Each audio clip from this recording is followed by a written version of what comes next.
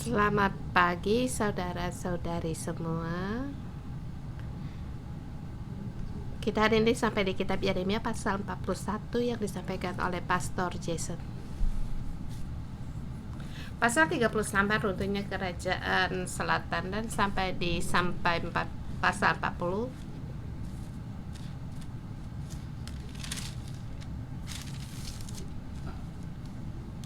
Yeremia diselamatkan oleh kepala pasukan pengawal dan memastikan dia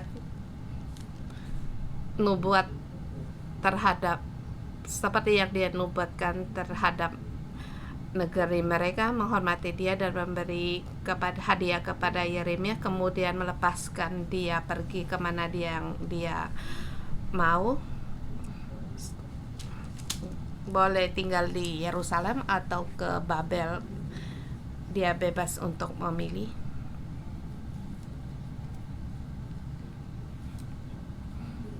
Kemudian Babel mengangkat Gedalia menjadi gubernur dan berkata, engkau boleh ikut dengan dia.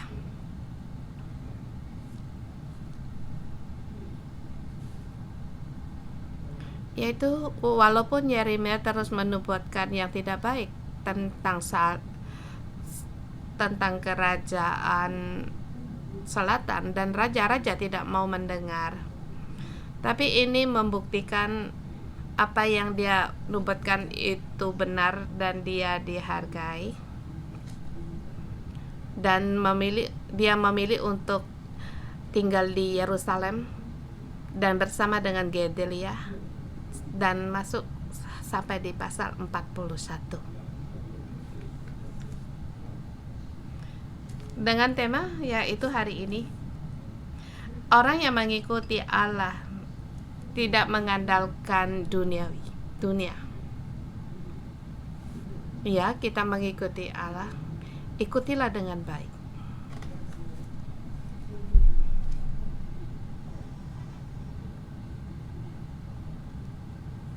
Jangan bilang yang setengah-setengah itu tidak bermasalah, sebab kalau percampuran yang demikian akan menimbulkan masalah. Mengapa harus mengikuti Allah dan sebelah pihak harus mengikuti kekuatan yang lain? Jadi ini menyatakan bahwa iman terhadap Allah itu tidak cukup, dan ingin mendapat dukungan yang lain itu juga baik.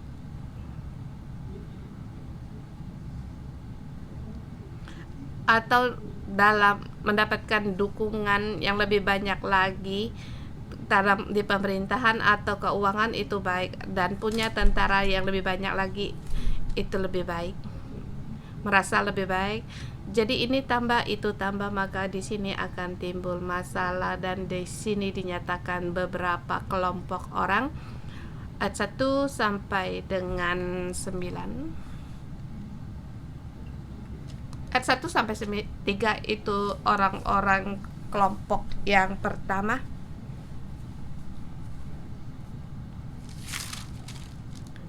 Ayat pertama, dalam bulan yang ke-10 datanglah Ismail bin Nataya bin Elisama, ia keturunan raja dan perwira tinggi raja bersama 10 orang bersama Gedalia bin Hakim di Mesbah. Mereka adalah keturunan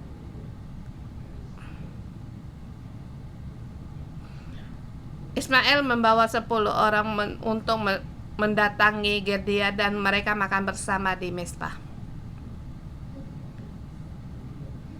Perkalanya di sini Ismail orang ini.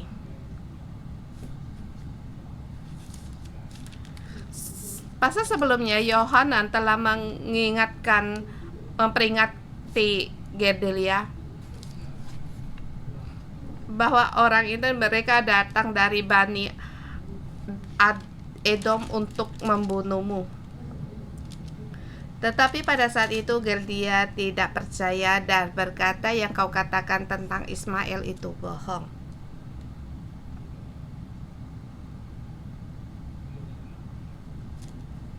Mungkin dia berpikir demikian.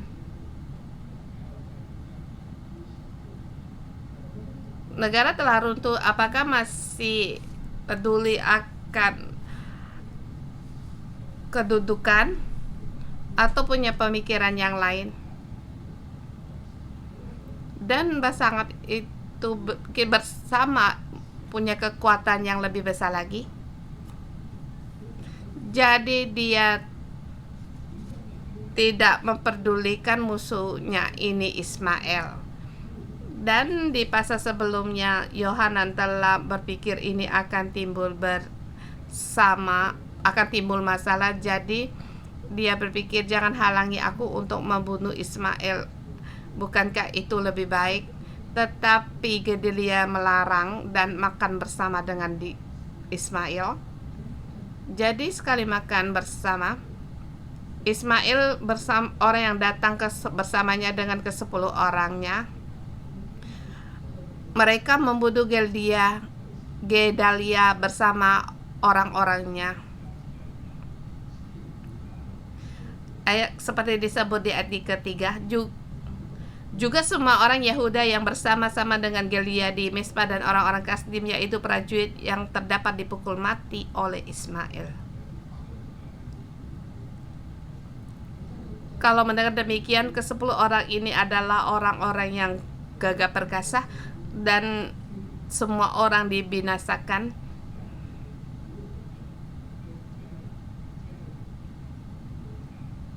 Sebab dia orang-orang yang ada pada Gedalia yang di Mizpah dan para tentara-tentara orang Kasdim juga semuanya dibunuh mati. Setelah selesai membinasakan mereka sampai di ayat keempat, dia membunuh Gedalia, tidak ada orang yang tahu.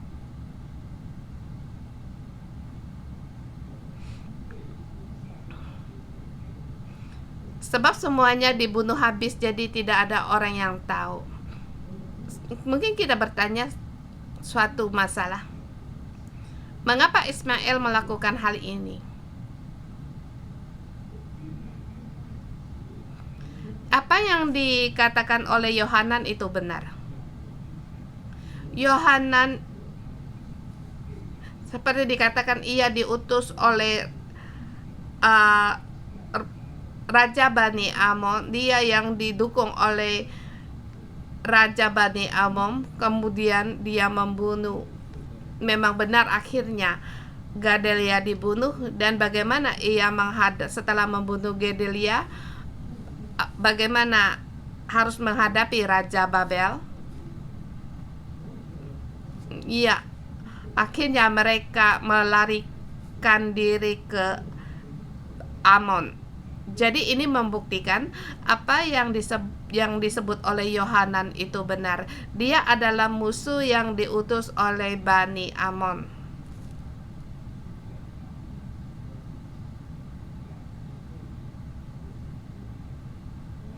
Pada saat kerajaan selatan yang pada masa akhirnya mereka waktu berperang melawan Babel dan orang Bani Amon, mereka pun ikut bersama menyerang Yehuda.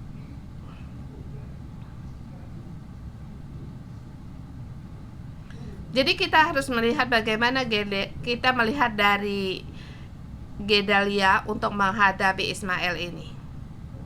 Saya berpikir semuanya, dia ingin semuanya baik, damai.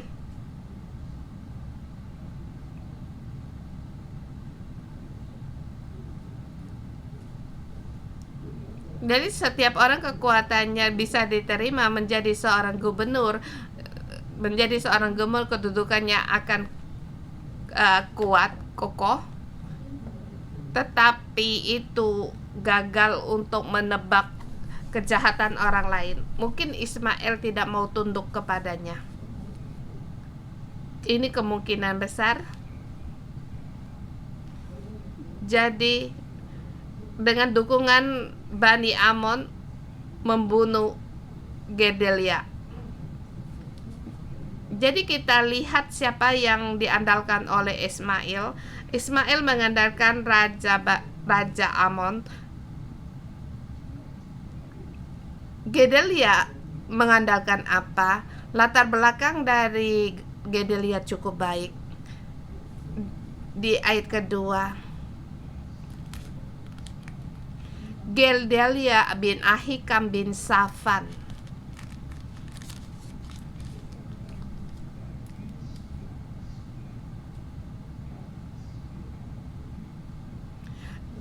Safan adalah di zaman Raja Yosia menjadi raja, dia imam yang menemukan kitab imamat dan ini adalah kakek mereka, kakek dari Gedalia, dan ayahnya adalah Ahikam. Ada disebut di kitab Yeremia pasal 26, pada saat rakyat hendak membunuh Yeremia, ayahnya Ahikam melindungi Yeremia. Jadi kamu bisa lihat baik dari Ahikam dan Safan, mereka adalah keturunan yang saleh.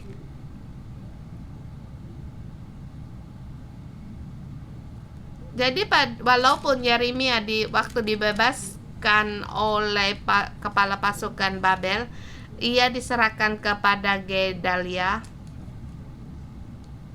kemudian mengangkat Gedalia menjadi gubernur.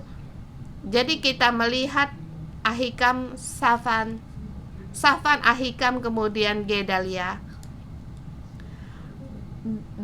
Garis dalam orang-orang yang takut akan Allah, tapi akhirnya mati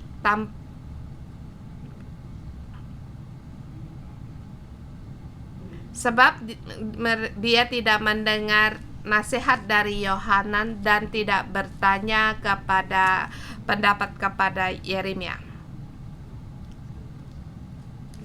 Sebab di zaman itu Yeremia telah dinyatakan sebagai nabi yang sejati.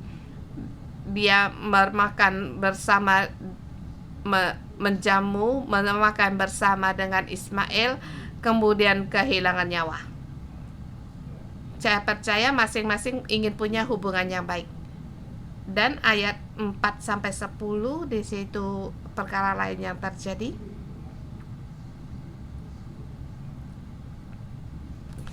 Ayat di 5 kita, datanglah orang-orang dari Sikim, dari Silo dan dari Samaria, ke-80 orang jumlahnya, yang janggutnya bercukur, pakaiannya koyak-koyak dan badannya bertore-tore. Mereka membawa korban sajian dan kemajian untuk dipersembahkan di rumah Tuhan. Pada saat itu perkakas-perkakas di bait suci telah dirampas, telah diangkut pergi.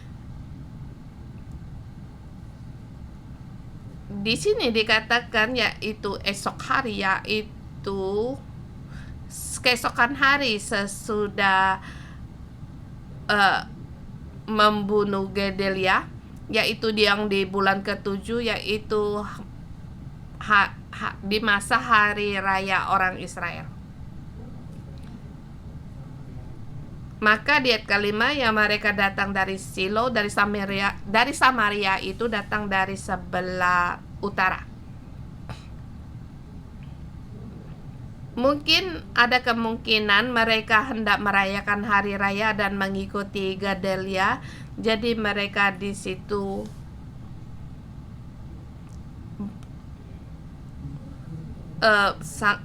mereka sangat sungguh-sungguh. Yang dimaksud dengan janggutnya bercukur artinya mereka dalam berduka cita sebab negara mereka telah diruntuhkan, bait suci mereka telah dihancurkan, mereka berduka. Pakaian koyak-koyak dan badannya bertore-tore. Yaitu dengan badan yang bertore-tore, sesungguhnya ini dilarang oleh Allah. Sebab ini dalam mengikuti aliran sesat.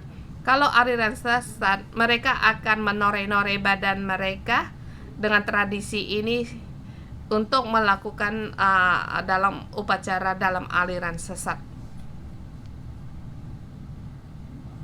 80 orang ini bisa kita lihat orang-orang yang rindu akan Allah, dan sebab mereka mau datang untuk mempersembahkan korban persembahan.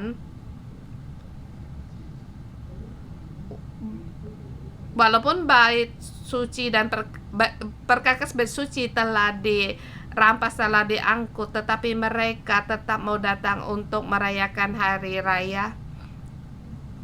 Dilihatnya itu sangat baik, tetapi di sini mereka datang badannya bertore-tore. Di sini kamu bisa melihat kepercayaan orang ini atau yang mereka percaya ikut ada percampuran. Salah satu pihak mereka merindukan Allah dan salah satu pihak mereka tidak mengikuti tradisi aliran sesat. Pada saat di hari raya mereka hendak datang ke di Yerusalem mempersembahkan korban persembahan, bertemu dengan Gedalia. Ayat ke-6 keluar untuk bertemu dengan Gedalia, tetapi di situ mereka bertemu dengan Ismael. Maka keluar Ismael kepada Natalia di Mesbah mendapatkan mereka sambil menangis. Ketika ia bertemu dengan mereka, kata ia kepada mereka, pergilah kepada Gedalia bin Ahikam.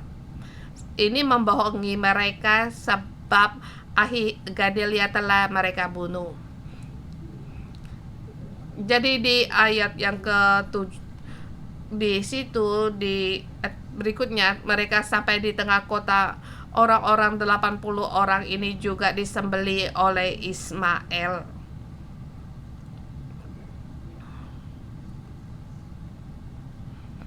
Mereka disembelih, dibunuh oleh Ismael dengan dibantu orang-orang yang bersama-sama dengan dia.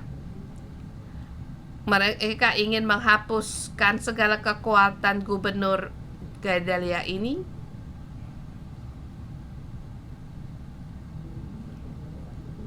Jadi di sini mereka masih ada 10 orang yang berkata kepada Ismael, jangan membunuh kami sebab kami mempunyai pembekalan yang tersembunyi di luar kota. Mereka punya gandum, jelai, minyak, dan madu, sehingga Ismael membiarkan mereka. Jadi mereka punya makan. Jadi kita bisa melihat Ismael juga mempunyai demi keuntungannya sendiri membebaskan mereka. Jadi kamu punya makanan, kamu bisa bebas. Dia bukan ingin untuk memulihkan negara mereka. Yang dia inginkan yaitu kekuasaan dan dukungan dari Raja Amon. Yang dia inginkan adalah kekayaan, yaitu hasil-hasil bumi. Tapi Ismail juga adalah Bani Yehuda, latar belakang dari suku Yehuda.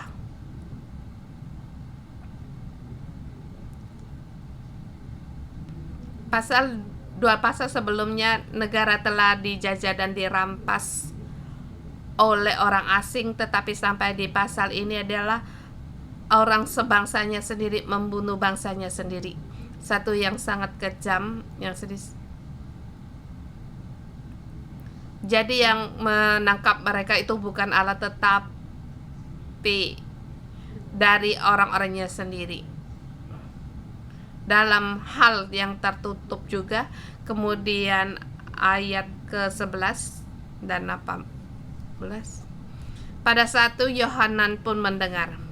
Tidak tahu mengapa Yohanan bisa tahu dan mendapatkan orang-orang yang ditawan oleh Ismael, dan mereka mengikuti Yohanan. Jadi Yohanan sama Ismael ini juga adalah kepala tentara.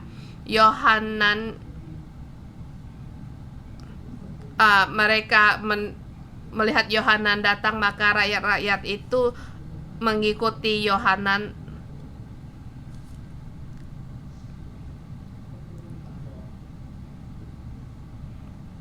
Di sini bagaimana dengan Ismail yang melarikan diri ke Amon, yang dulunya mereka 10 orang sekarang tinggal 8, jadi mati 2 orang. Yohanan sangat lihai, sejak dari awal sudah tahu akan Ismail punya rencana sendiri, dan yang dilihat itu benar ya. Yang dia melihat lebih jelas lebih tepat daripada Gedalia. Dia ingin melindungi Gedalia, tetapi gubernur Gedalia tidak mau mendengar. Dia tidak bisa berbuat apa-apa, dan dia merebut orang-orang yang dibawa pergi oleh Ismail. Dia juga seorang pemimpin. Itu juga baik.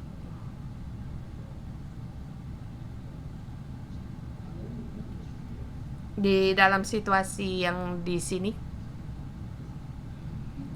Gedalia telah dibunuh. Bagaimana harus memberi pertanggungjawaban kepada Babel, walaupun bukan dia yang membunuhnya. Mungkin Raja Babel merasa tidak dihormati. Mereka di sini sembarangan saja mengambil, mungkin akan membawa tentara. Babel akan membawa tentara dan akan menyerang mereka kembali. Di sini akan timbul masalah. Jadi Yohanan menjadi takut. Dia khawatir. Ayat 18. Yohanan, ia mengelak orang-orang Kasdim dan takut mereka. Di ayat ke-17 dikatakan mereka hendak berjalan menuju Mesir. Pemimpin yang mempunyai pandangan atau pendapat yang tepat, tetapi sayangnya akhirnya siapa yang melindungi aku? Apakah Allah bisa melindungi aku? Ada percaya kepada Allah tetapi tidak seluruhnya punya iman. Jadi kalau Babel membawa tentaranya untuk menyerang mereka sebab Ismail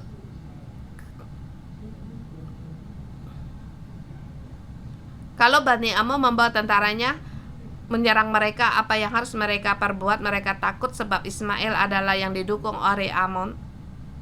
Jadi dalam titik terendah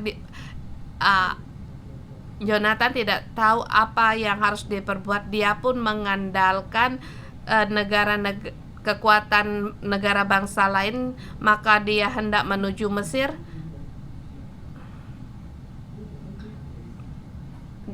Amon hendak menyerang sehingga membunuh Gedalia dan tinggal sisa-sisa rakyat yang sebagai tawanan. Tapi itu dengan dilindungi oleh Yohanan sehingga mereka ingin terus menuju Mesir.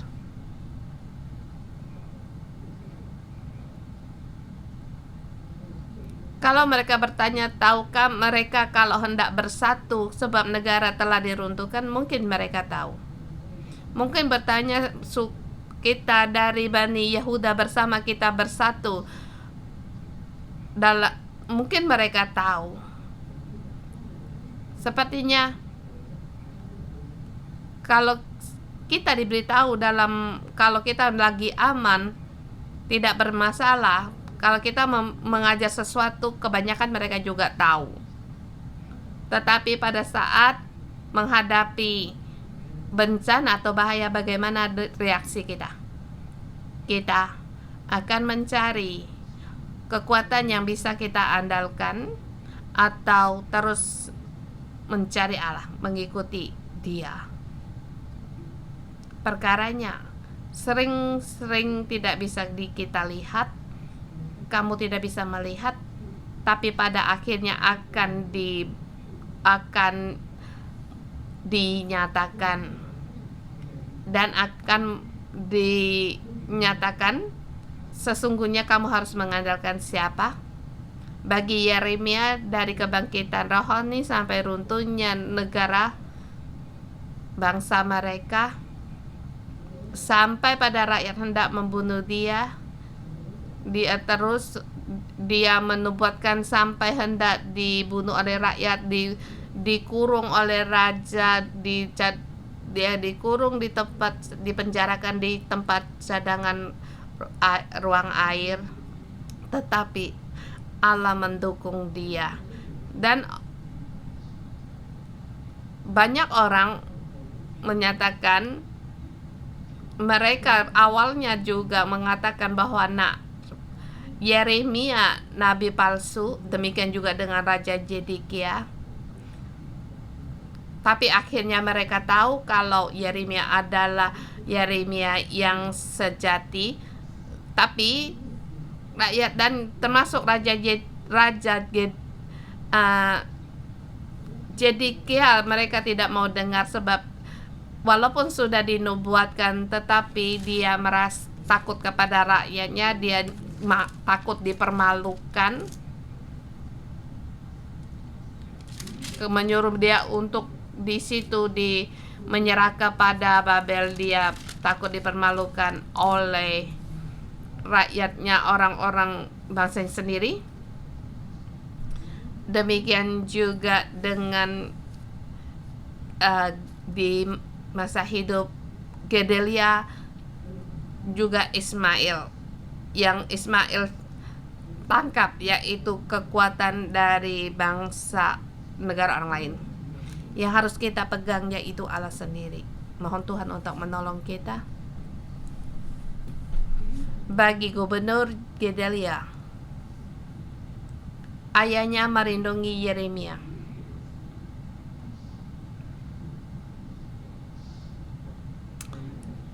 Kakeknya juga ikut serta dalam kebangkitan rohani. Dia orang pegawai istana, tetapi pada saat ini menjadi zamannya sendiri, masanya ada kata yang tidak bisa dia dengar, akhirnya dia kehilangan nyawa. Mohon Tuhan menolong kita. Kita harus berpegang kepada Allah. Mari kita menyembah Tuhan Allah kita. Haleluya. Haleluya.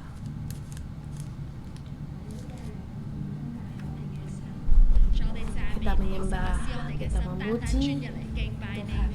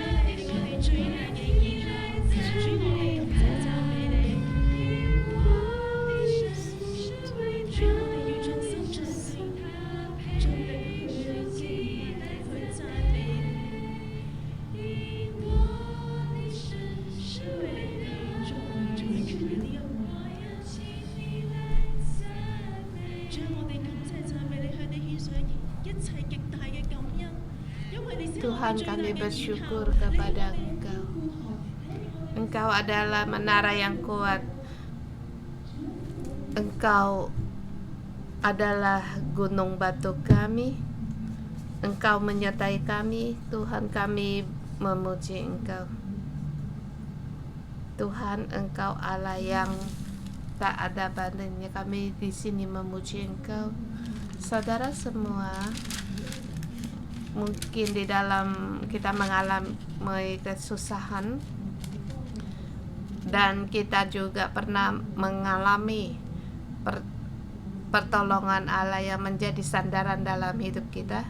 Dan mari kita merenungkan bagaimana pertolongan Allah sehingga kita mendapatkan kemenangan besar. Kemudian kita bersyukur kepada Tuhan Allah kita.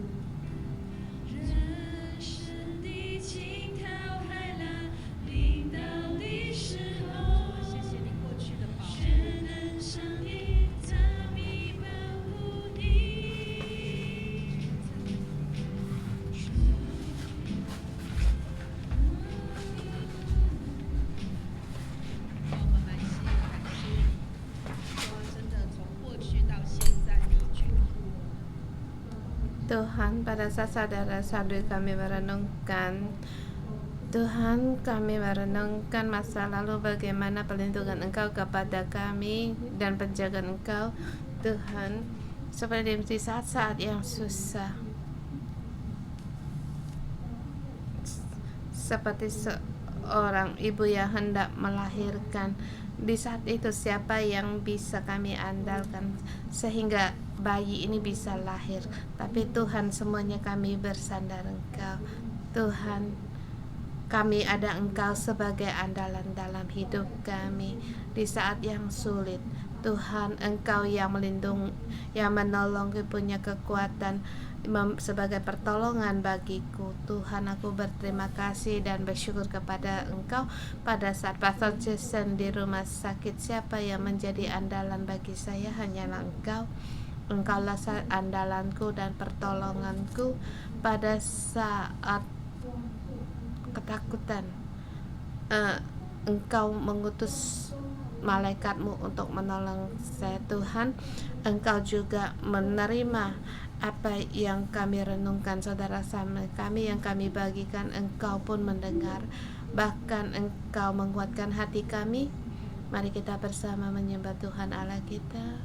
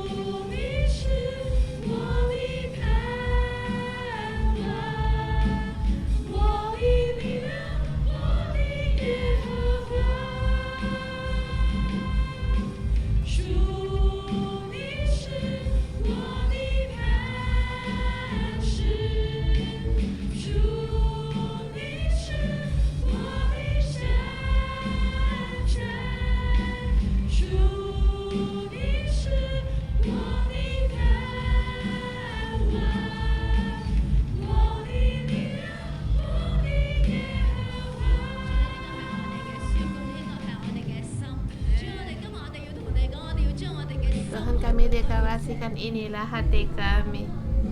Saudara semua, kita letak tangan kita di atas hati kita terlebih dahulu. Kita berdoa di saat kesusahan, apa yang kita pegang dan apa yang kita cari, apakah itu pengalaman atau pundak orang atau kekuatan orang lain atau pertolongan orang lain, atau kita hanya mencari Allah.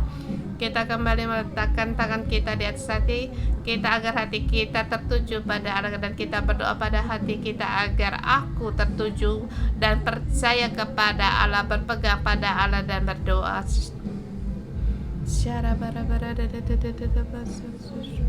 Tuhan, hati kami perlu akan Engkau. Tuhan, kami tertuju pada Engkau. Beri kami hati yang suci, hati yang murni kepada Engkau. Tuhan, tolong kami agar hati kami bisa mengambil pilih keputusan dari Engkau.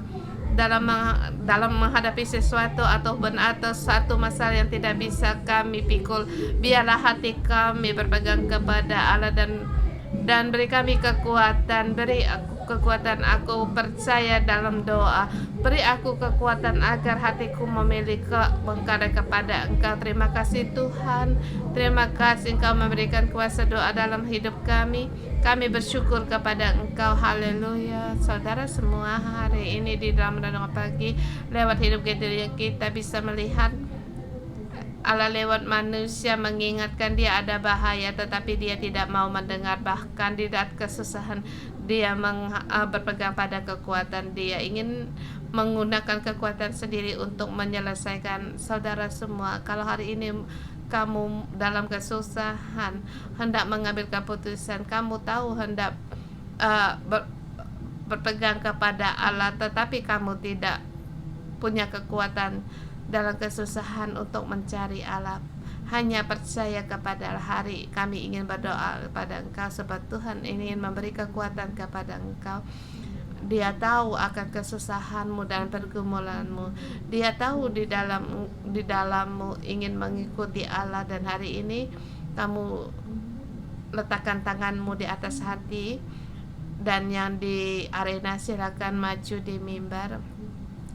Saya mengundang kalian terlebih dahulu kesusahanmu, yang kamu berdoa terlebih dahulu kepada Tuhan.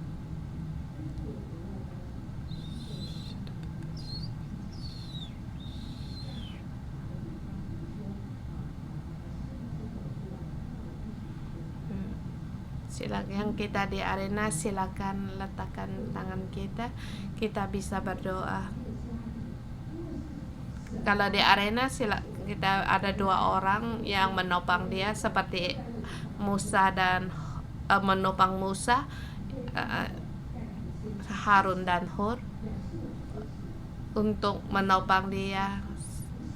Dengan maka kita dalam satu keluarga menopang dia. Kita bersama menuju jalan surgawi ini.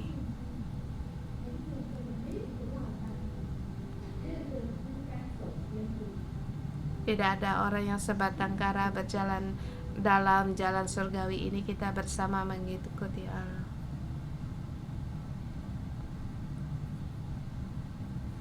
Yesus.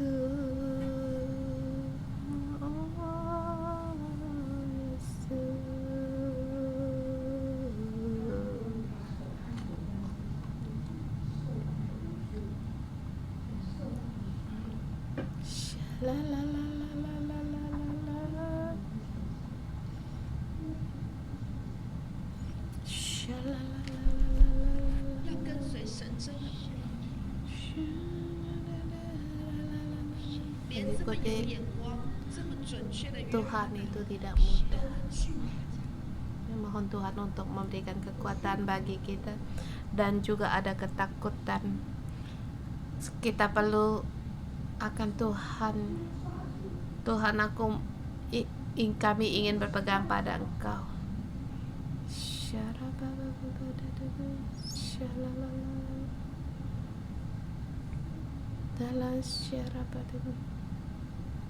Oh Yesus.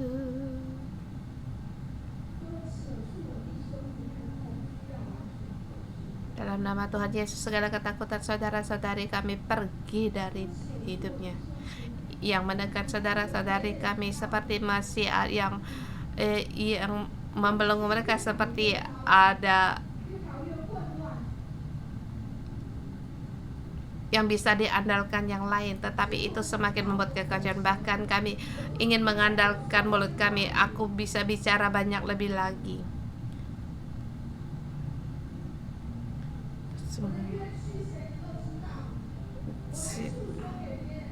Siapa yang tahu akan situasi menggunakan kekuatan kita sendiri. Semuanya itu pergi dari kita semua, hanya mengandalkan Allah sendiri. Akhirnya saudara semua, mari kita bersama berdoa. Kita bersama berdoa dalam bahasa roh. Kita hendak melihat mujizat terjadi di dalam hidup saudara-saudari kami yang membutuhkan pertolongan Tuhan. Syara bara, agar mereka tidak mengandalkan diri mereka sendiri, tidak mengandalkan orang lain, tetapi hanya mengandalkan Allah Tuhan kita sendiri. Haleluya. Syara bara.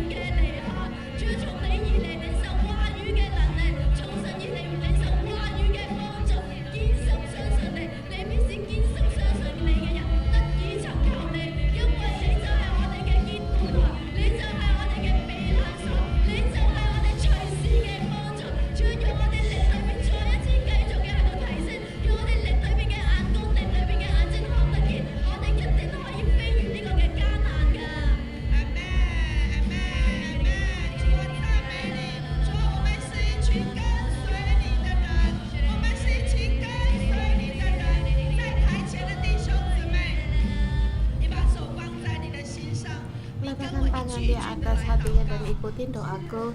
Tuhan Yesus yang terkasih, Engkau tahu akan kesusahanku, Engkau tahu ketakutanku, Engkau tahu aku tidak berdaya.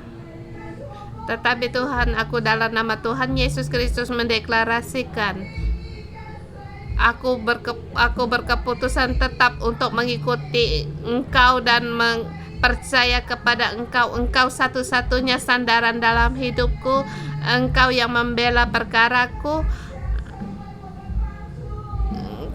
Kekuatanmu sebagai pertolongan dalam hidupku. Tuhan, aku seluruhnya bersandar kepada Engkau. Tuhan, aku menanti karyamu. Tuhan, Engkau dengar doaku dalam nama Yesus Kristus. Amin.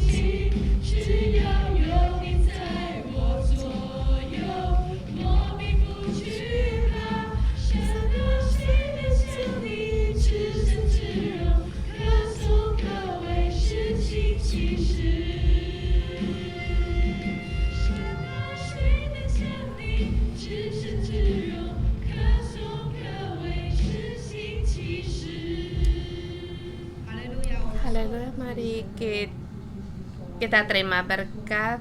Kita juga berdoa untuk Israel terlebih dahulu. Orang yang mengikuti Allah jangan mengandalkan kekuatan.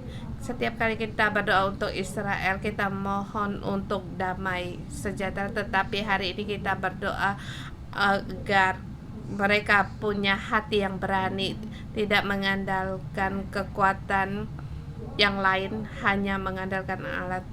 Tuhan, gerejamu berdoa untuk Israel, umat pilihanmu. Tuhan, Israel sampai pada kegentingan. Mereka sampai pada runtuh dan bangkit lagi dan runtuh. Mereka saling membunuh. Mereka ke negara mereka telah dibinasakan, tetapi hidup dalam ketakutan dengan berpegang kekuatan lain. dan melarikan diri untuk menjadi sandaran bagi mereka. Tuhan, kami berdoa kepada Engkau agar mereka Israel mempunyai hati yang berani hanya percaya dan mengandalkan Tuhan. Tuhan, di peperangan di Israel sekarang itu, dari tua sampai anak-anak kecil, para pemimpin iman dan rakyat mereka hanya mengandalkan Engkau, hanya mengikuti Engkau. Tidak ada kekuatan yang lain, hanya Engkau yang menjadi andalan bagi mereka. Tuhan, berkatilah Israel, agar negara Israel menjadi negara yang kuat dan berani. Tuhan, Engkau mendengar doa kami dalam nama Yesus Kristus, amin. Kita terima berkat. Aku dalam nama Tuhan Yesus Kristus memberkati orang-orang yang mengikuti Allah. Diberkatilah kamu, berbahagialah kamu, sebab kasih setia Tuhan, belas kasihan Tuhan, kasih setia Tuhan, kasih karunia Tuhan mengikutimu. Di mana kamu berada di tempat itu, menyatakan kemuliaan Allah. Dalam nama Yesus memberkatimu, amin. Kita renung pagi sampai di sini. Tuhan Yesus memberkati.